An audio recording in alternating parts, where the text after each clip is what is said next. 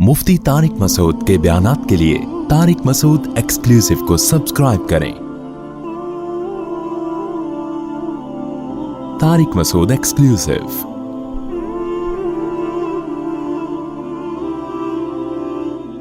कि आखिरत पर ईमान बाज लोगों का होता नहीं है, तो उनके लिहाज से तो जो दुनिया से जाने वाला है वो क्या हो गया, चला गया। अब उसके ख्वाब को आप पूरा करें या अधूरा छोड़ें, मरने वाले की सेहत पे कोई फर्क नहीं पड़ता, वो तो हड्डियां होगी खत्म।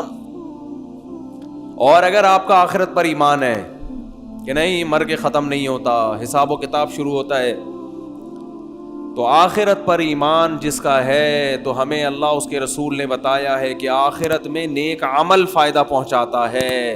वलदुन सालिहुन यदउ लहू, वो नेक औलाद जो बाप के लिए दुआएं मांगती है मग़फ़िरत की।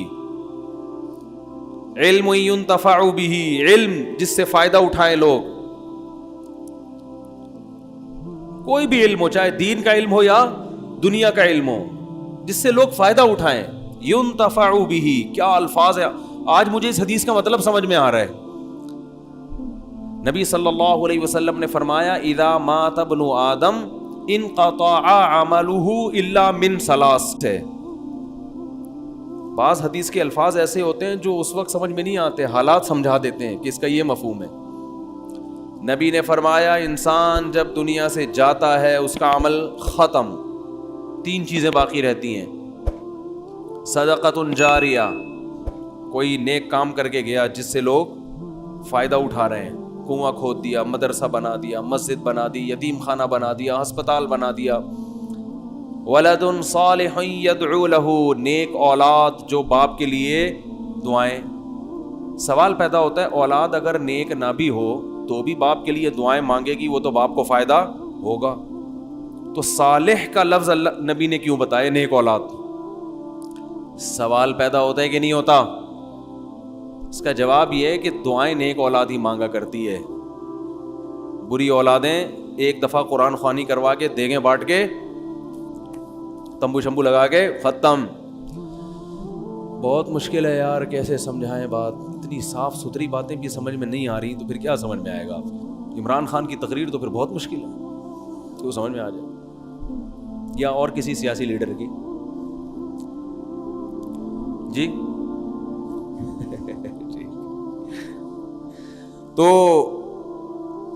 वलदुन सालिहुन यदउ लहू, नेक औलाद जो दुआ मांगे। इसलिए कि नबी सल्लल्लाहु अलैहि वसल्लम को ये बात मालूम है कि जो दुआएं मांगने वाली औलाद है वो बुरी औलाद दुआएं मांगती नहीं है, वो फॉर्मेलिटी पूरी करती है। अब्बा का तीजा है तो तंबू शंबू लगाए, कुरान ख़वानी मस्जिद में बच्चों को बुला के पैसे पकड़ा दिए, यानी सवाब भी बिक रहा है मार्केट में, ठीक है ना।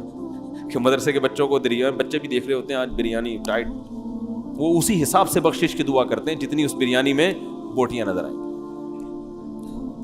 अगर दाल चावल खिलाओगे तो वो ऐसी फुसफुसी सी दुआ निकलेगी उनके मुंह से, ठीक है ना।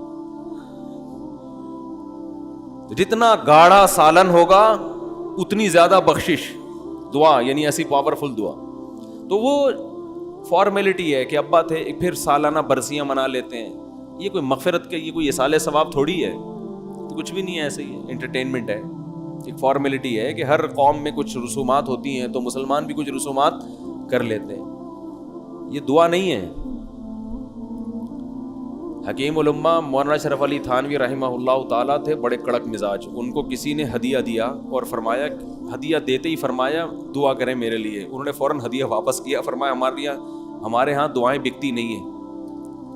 यानी मतलब ये कि फ्री में भी मैं कर सकता था, हदिया दे के फ़ौरन के दुआ करें तो इससे गोया ये लग रहा है कि पहले ये पैसे ले लें उसके बाद क्या करें। वो कड़क मिजाज थे तो वो कह दिया करते थे। उन्होंने कहा ये हमारे यहाँ फ्री में दुआएं हो जाती हैं, तो वो फिर माजरत की उसने, हज़रत वो तो मैं वैसे ही लगा दिया मैंने साथ में, मकसद तो ये था कि दुआ करें, तो मैं वैसे ही दे रहा हूँ। तो कोई लालची हो तो वो क्या करेगा, लिफाफा लेके दुआ, फिर क्या कहा मजीद दुआ करवानी है तो उसके अलग चार्जेस होंगे, मजीद दुआ करवानी है तो उसके अलग रेट हैं। ये पीर चल रहे हैं आजकल, जाहिल पीर जो है ना, ये दम दरूद और ये देखो ना, ये हर दुआ के पैसे हैं इनके अलग। खैर, تو نیک اولاد جو باپ کے لیے ولد صالح یدعو لہ، تو اللہ علی سگبارہ کے بیٹے کو جس نے یہ کہا ہے کہ میں اپنے باپ کا مشن خواب پورا کروں گا، اللہ اس کو ولد صالح بنا دے تاکہ وہ خواب پورا کرنے کے بجائے باپ کی مغفرت کے لیے دعاؤں کو زیادہ فوکس کرنا شروع کر دے کہ ان کے لیے دعائیں مانگو، صدقات و خیرات کرو ان کے لیے۔ اور تیسری چیز جو نبی نے بتائی، او علم ينتفع به، ایسا علم چھوڑ کر جائے جس سے لوگوں کو فائدہ ہو۔ اب تک جو میں یہ حدیث سنتا تھا نا، علم تک دماغ جاتا تھا کہ نبی نے فرمایا کوئی علم چھوڑ کر جاؤ۔ آج مجھے نہیں پتا تھا یہ ينتفع به کی قید کیوں لگا دی، وہ علم جس سے لوگوں کو کیا ہو، فائدہ۔ ابھی جب میں بیان کر رہا ہوں تو مجھے سمجھ میں آیا کہ بہت سے علوم ایسے ہوتے ہیں جو علم تو ہوتے ہیں مگر پبلک کو اس سے فائدہ نہیں ہوتا، جیسے کوہ پیما کو عبور کرنا، یہ علم تو ہے، یہ بھی ایک علم ہے نا، ہر آدمی کا کام تھوڑی ہے۔ علم کا مطلب کوئی چیز کا آنا، کوئی چیز جاننا، کوئی ایبلٹی ہونا، یہ بھی ایک علم ہے۔ ہر آدمی یہ کام نہیں کر سکتا، جس کو آتا ہے وہی کرے گا۔ تو اس علم سے اگر بعد والوں کو فائدہ ہو رہا ہے پھر تو یہ علم فائدہ پہنچائے گا، فائدہ نہیں ہو رہا تو پہاڑ سر کرنا بذات خود کوئی کمال کی بات نہیں ہے۔